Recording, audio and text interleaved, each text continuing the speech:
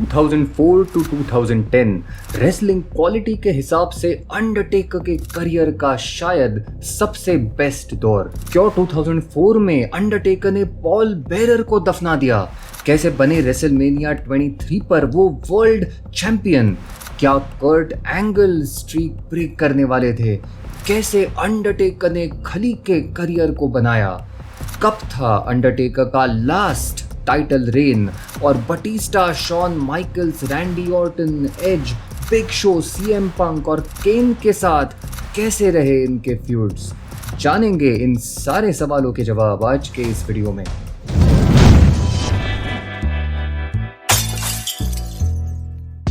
तीन साल अपने अमेरिकन बैडएस गिमिक के बाद 2004 में रेसलमेनिया 20 पर हमें वो आइकॉनिक मोमेंट देखने मिला जहां पॉल बेरर के साथ अंडरटेकर अपने डेड मैन गिमिक में वापस आए। इस मैच में एक डोमिनेटिंग तरीके से उन्होंने केन को हराया। उनका कैरेक्टर और एंट्रेंस अब जबरदस्त थे। काफी सारे स्पेशल इफेक्ट्स और सुपरनैचुरल एलिमेंट्स से ये कैरेक्टर और भी लेजेंडरी हो गया था। अपने रिटर्न के बाद अंडरटेकर का पहला फ्यूड रहा बुकर टी के साथ।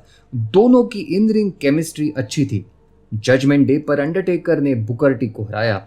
जजमेंट डे के एक हफ्ते बाद पॉल हेमन ने डडली से पॉल बेरर को किडनैप कराया और एक तरह से अब वो अंडरटेकर को कंट्रोल करने लगे। द ग्रेट अमेरिकन बैश पर Undertaker versus Dudleys handicap match set किया गया। यह कंडीशन ये थी कि अगर अंडरटेकर हार गए तो पॉल बेरर को सीमेंट में गाड़ दिया जाएगा। अंडरटेकर ये मैच जीत गए, मगर एक शॉकिंग ट्विस्ट में उन्होंने खुद ही पॉल बेरर को सीमेंट में गाड़ दिया और ये कहते हुए कि पॉल बेरर उनकी कमजोरी बन गए थे, इस सालों के रिश्ते को खत्म कर दिया। मेरे हिसाब से ये काफी अजीब सेगमेंट था। क्या अंडरटेकर हील बन गए थे? लग तो नहीं रहा था। क्राउड अभी भी उन्हें चीयर कर रहा था। इसके बाद अंडरटेकर ने अपनी निगाहें की वर्ल्ड टाइटल की तरफ और JBL को समरस्लैम 2004 पर चैलेंज कर दिया। यहाँ अंडरटेकर वाया डिस्क्वालिफिकेशन हार गए।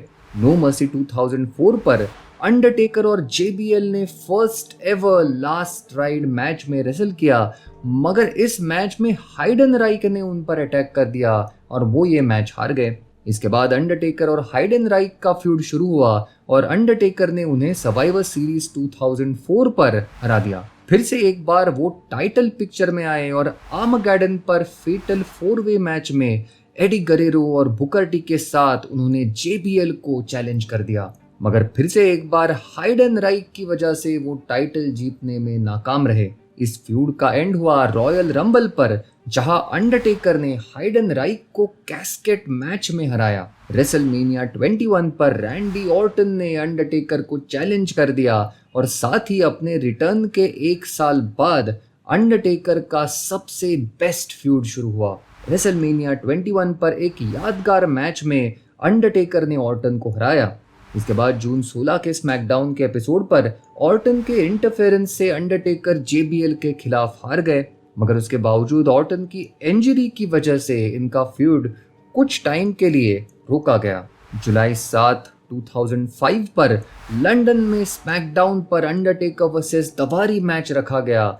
ये मैच अंडरटेकर आसानी से जीत गए, मगर मैच के बाद मोहम्मद हसन के इशारे पर 5 मास्क पहने लोगों ने अंडरटेकर पर अटैक करके उन्हें चोक कर दिया।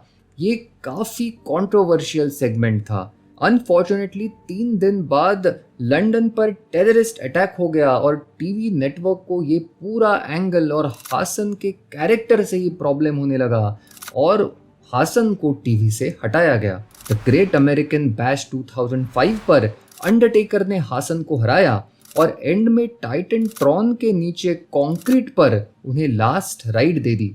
स्टोरी लाइन में दिखाया गया कि इसकी वजह से हासन इंजर हो गए हैं और उसके कुछ ही दिनों बाद पूरे कंट्रोवर्सी को देखते हुए WWE ने हासन को रिलीज कर दिया। जुलाई 28, 2005 के स्मैकडाउन के एपिसोड पर JBL के अगेंस्ट अपने नंबर 1 कंटेंडरशिप के मैच में रैंडी ऑर्टन वापस आ गए और उनके इंटरफेरेंस से अंडरटेकर हार गए। इसके साथ ही फिर से शुरू हुआ अंडरटेकर का one of the greatest feuds. Summer slam 2005 पर ऑर्टन ने अंडरटेकर को हराया। इसके बाद नो मर्सी 2005 पर रैंडी ऑर्टन और उनके पिता बॉब ऑर्टन ने 2-on-1 हैंडीकैप कैस्केट मैच में अंडरटेकर को हराया। अंडरटेकर को कैस्केट में बंद करके उन्होंने 1997-98 के केन की याद दिलाते हुए कैस्केट को जला दिया। सर्वाइवर सीरीज पर एक आइकॉनिक सेगमेंट में अंडरटेकर वापस आए और दिसंबर 2005 में आर्मगेडन पर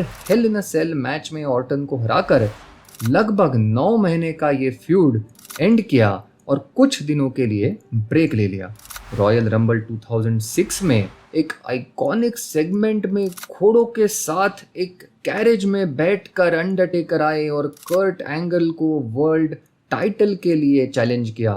फरवरी 2006 में नो वे आउट पर हमें अंडरटेकर वर्सेस कर्ट एंगल का एक जबरदस्त मैच देखने मिला, जो दरअसल रेसलमेनिया पर होना चाहिए था। ये एक हिडन जेम है। यहाँ अंडरटेकर टाइटल जीतने में नाकाम रहे। नेक्स्ट वीक स्मैकडाउन पर उनका क्लासिक टाइटल रीमैच हमें देखने मिला, मगर यहाँ मार्क हेनरी ने आके टेकर पर अटैक कर दिया और टेकर टाइटल नहीं जीत पाए। नतीजा ये था कि रेसलमेनिया 22 पर हमें underwhelming Henry versus Undertaker casket match देखने मिला, जो अंडरटेकर जीत गए। अब स्ट्रीक था 14-0। अप्रैल 7, 2006 के स्मैकडाउन पर Undertaker versus mark Henry match चल रहा था, जो उनका रेसलमेनिया रीमैच था। इस मैच में अचानक से एक नया म्यूजिक बजने लगा और दवारी के साथ एक अनजान मॉन्स्टर बाहर आए। सारे लोग हैरान रह गए। ये मॉन्स्टर आके रिंग में अंडरटेकर के सामने खड़ा हुआ तो लोगों को समझ आया कि ये जो कोई भी है अंडरटेकर से भी ऊंचा और ताकतवर लग रहा है।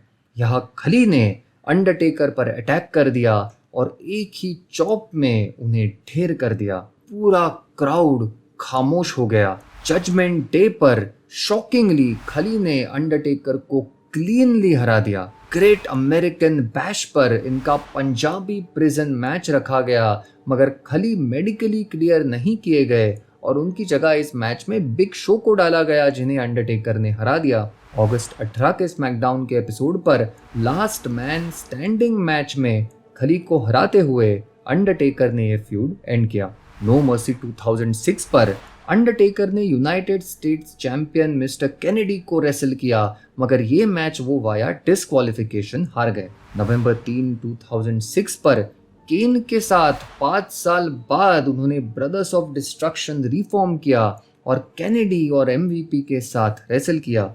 सर्वाइवर सीरीज 2006 पर एमवीपी की मदद से केनेडी ने अंडरटेकर को फर्स्ट ब्लड मैच में हराया। आर्मगेडन 2006 पर मिस्टर केनेडी को हराकर अंडरटेकर ने यह फ्यूड खत्म किया। रॉयल रंबल 2007 में लास्ट 2 रेसलर्स थे, अंडरटेकर और शॉन माइकल्स।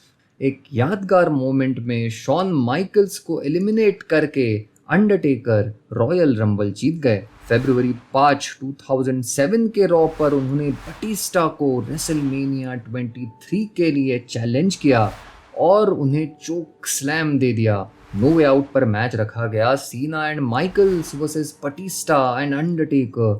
यहाँ बटिस्टा ने अंडरटेकर पर अटैक कर दिया, जिससे वो ये मैच हार गए। रेसलमेनिया 23 पर एक जबरदस्त मैच में अंडरटेकर ने बटिस्टा को हराया और 10 साल बाद रेसलमेनिया पर वो वर्ल्ड चैंपियन बने। What a moment.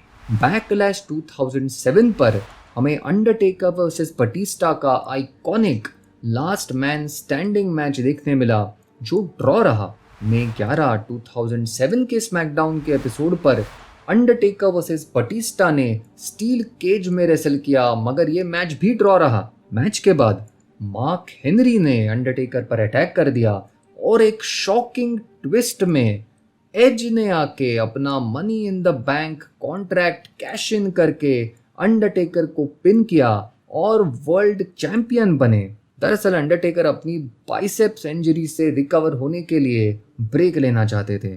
सितंबर में अनफॉरगिवन पर अंडरटेकर रिटर्न्ड और उन्होंने मार्क हेनरी को हराकर अपना बदला लिया। इसके बाद साइबर संडे पर वर्ल्ड चैंपियन बटिस्टा को उन्होंने फेस किया। यहाँ stone cold Steve Austin special guest referee थे, यहाँ बटिस्टा जीत गए।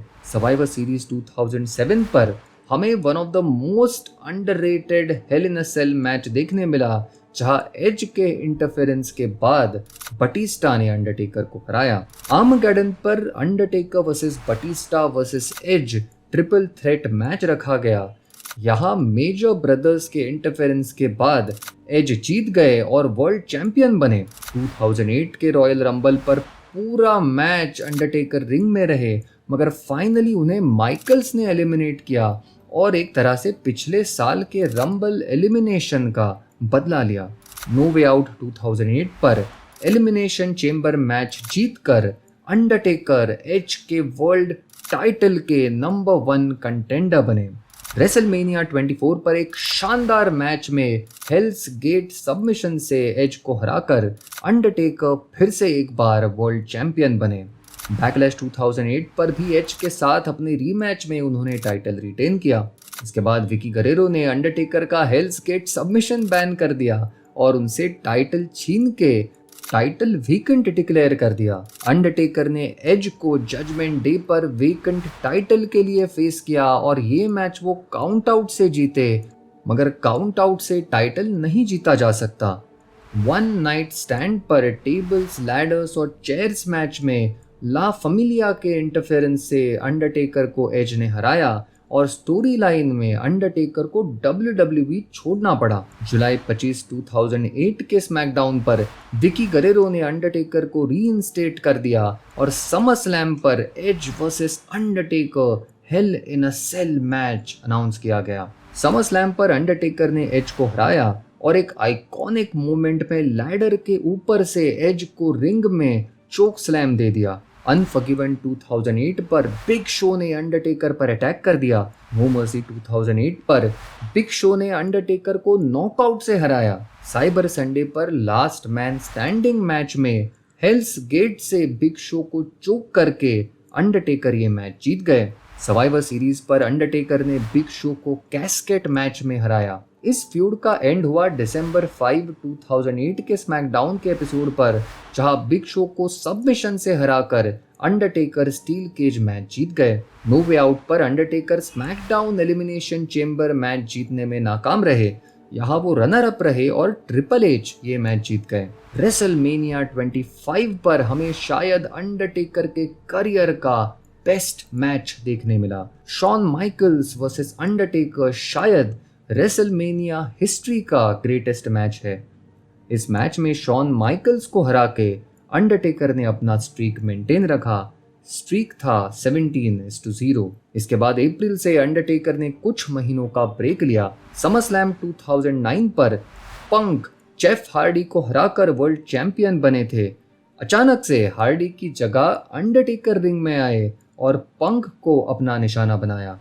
ब्रेकिंग पॉइंट पर Undertaker versus CM Punk submission match में मॉन्ट्रियल स्क्रूजॉब की याद दिलाते हुए पंक ने टाइटल रिटेन किया। हेल इन अ सेल पर पंक को हराकर अंडरटेकर फिर से एक बार वर्ल्ड चैंपियन बने। अक्टूबर 23, 2009 के स्मैकडाउन के एपिसोड पर अंडरटेकर ने पंक के अगेंस्ट रीमैच में भी अपना टाइटल रिटेन किया। ये अंडरटेकर का लास्ट टाइटल रेन था। ब्रैगिंग राइट्स 2009 पर पंक, बटिस्टा और मिस्टीरियो के अगेंस्ट फेटल 4-वे मैच में अंडरटेकर ने अपना टाइटल रिटेन किया। वही सर्वाइवर सीरीज पर क्रिस जेरिको और बिग शो को हराया और चैंपियन बने रहे।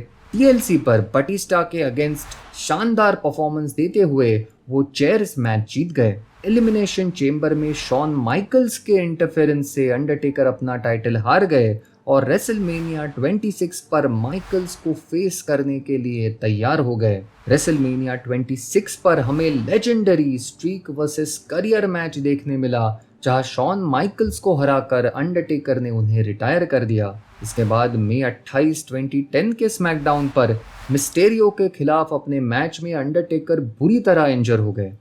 उन्हें कंकशन हुआ और नाक भी टूट गई, जिसकी वजह से उन्हें ब्रेक लेना पड़ा। स्टोरी लाइन में केन ने आके कहा कि अंडरटेकर जख्मी हालात में बैक स्टेज पाए गए हैं।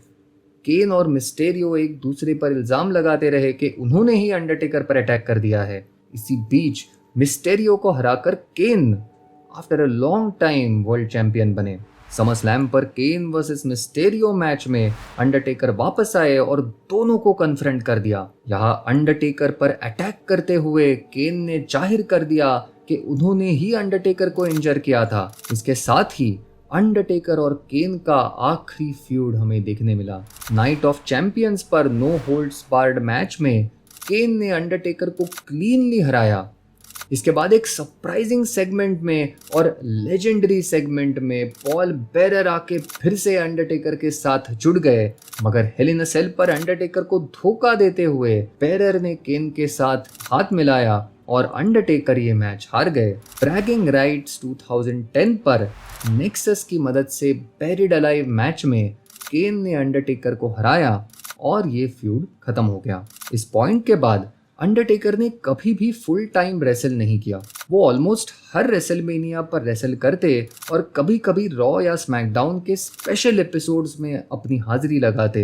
इनफैक्ट कहा जाता है कि बैकस्टेज क्रिएटिव राइटिंग टीम को ये कहा गया था कि आप स्टोरी लाइन लिखते वक्त अंडरटेकर को रिटायर्ड रेसलर करके ही कंसिडर कीजिए। 2004 से 2010 तक का वक्त रेसलिंग वाइज अंडरटेकर का बेस्ट वक्त था। फिजिकली भी वो अपने बेस्ट शेप में थे और उनका रेसलिंग स्टाइल काफ़ी इवॉल्व हो गया था। कई सारे नए मूव्स वो करने लगे। स्पेशली 2005 से 2009 के समय में उन्होंने हमें कुछ लेजेंडरी फ्यूड्स और मैचेस दिए। ये कहना गलत नहीं होगा कि ग्रेट खली का WWE करियर अंडरटेकर ने बनाया।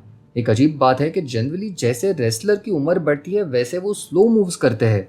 अंडरटेकर ने खुद कहा है कि उनके साथ उल्टा हुआ था। अर्ली 90s में जब वो अपने ज़ॉम्बी जैसे गिमिक में थे तो उन्हें उनके मैचेस स्लो रखने पड़ते थे, मगर करियर के एंड में वो और फ्रीली रेसलिंग करने लगे। 2011 से 2020 तक अंडरटेकर का करियर अप्स एंड डाउन से भरा रहा, मगर ये किसी और दिन की कहानी है। तो ये थी कहानी अंडरटेकर के last full time active wrestler phase की। अगर आपको ये वीडियो अच्छा लगा तो ज़रूर लाइक कीजिए और ऐसे ही कंटेंट के लिए आप चैनल को डेफिनेटली सब्सक्राइब कीजिए। मिलते हैं अगले हफ्ते एक और कहानी के साथ। देखते रहिए रेसलिंग स्टोरीज।